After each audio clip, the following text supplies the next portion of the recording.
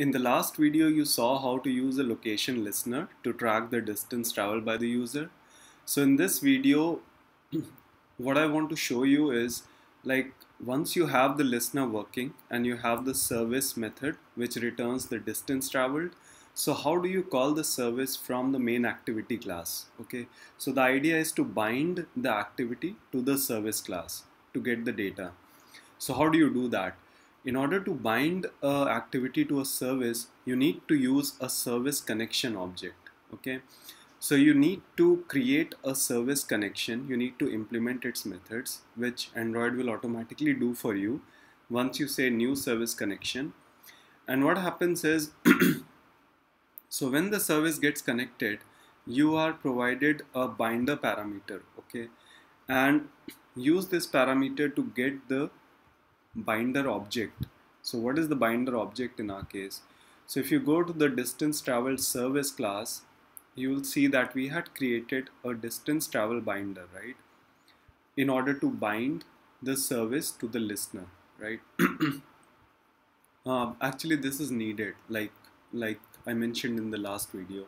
So once you have, you need to get this binder from this parameter, and then using this binder, you will get a reference to the service. Okay, so if you see here, I have declared a variable, a reference variable for distance traveled service class, and this I get using the distance travel binder, which I get from here dot get binder, and get binder returns you a reference to the service class.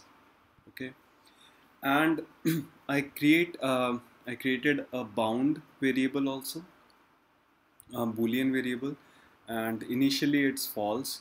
So once this happens, once the service connection happens, then I set it to true, and upon getting disconnected it's set to false. So you need to do this as step one, basically create this service connection object, and then in the onStart method we are going to create an intent. So create an intent using the distance traveled service, which is the service class, and then instead of start service or start activity, you need to call a bind service method, okay, in which you pass the intent, you pass the connection object you created, and you pass this this variable, basically bind auto create.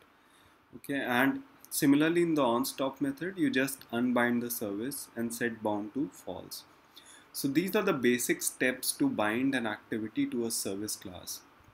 It's pretty straightforward. The main part is of course the service connection object creation. So once you have this object, the other part is bind service method. So this will bind your activity to the service, and the next step will be to get the distance from the service. So once you have this bind service, the next step will be to call this get distance traveled and show it in the layout XML.